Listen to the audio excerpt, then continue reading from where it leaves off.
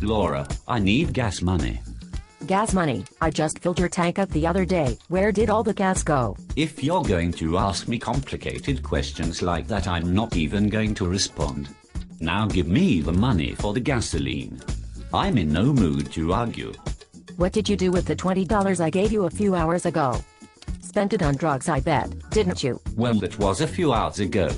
That was then, and this is now. It's as simple as that. I'll bet you're going to give one of your girlfriends a ride somewhere. It's probably that trashy slutty Carolyn, isn't it?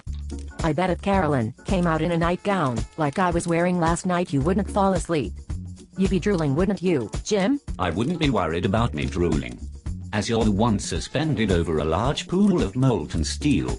As you know, I wanted to put the rest of your family in there with you, but just haven't done so as of yet.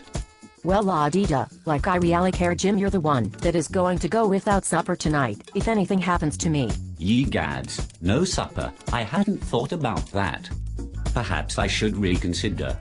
Besides, I think I can make it to Carolyn's, if I cost part of the way to her house. Alright, I'll let you out, and we can go from there, fair enough.